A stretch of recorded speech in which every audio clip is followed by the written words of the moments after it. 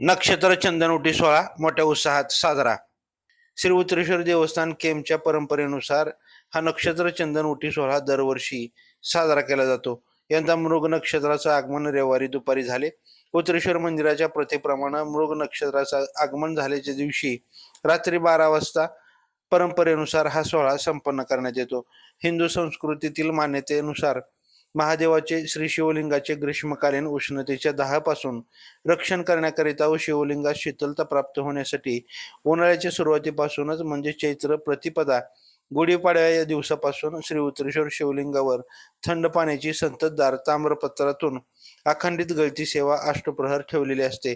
ती मृग नक्षत्राच्या आगमनापर्यंत ठेवली जाते आणि मृग नक्षत्राच्या दिवशीच रात्री 12 वाजता उन्हाळ्याच्या उष्णतेने महादेवाच्या शरीरास झालेली दाहकता शीतल सुगंधित करावी या भावनेतून भक्तिभावाने केम येथील श्री उत्तरेश्वर भक्तांनी शिवलिंगास सुगंधित शुद्ध चंदन उटीचा लेप लावून चंदन उटी पूजा अर्चना भजन आरती षोडशोपचार चंदनउटी पूजा संपन्न झाली. थंड पाण्याची संततधार सेवा गळती सेवा यानंतर समाप्त केली जाते. या विलोभनीय सोहळ्याचा आनंद भाविकांनी घेतला. सायंकाळी 9 ते 11 पर्यंत हबप मुके महाराज यांचे कीर्तन झालं. त्यानंतर केम येथील भजनी मंडळानं चंदनउटीच्या कार्यक्रमापर्यंत भजन केलं.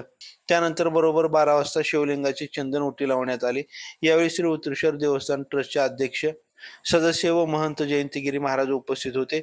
श्री चंदनउटी लावण्यात आली. त्यानंतर श्री उत्तरेश्वर भक्त टोपे महाराज यांनी उपस्थित भाविकांना चंदनउटी गंध लावण्यात आला. या चंदनउटी सोहळ्याचा आनंद महिला भाविकांनी घेतला. त्यानंतर श्रीच्या आरतीने या सोहळ्याची सांगता झाली.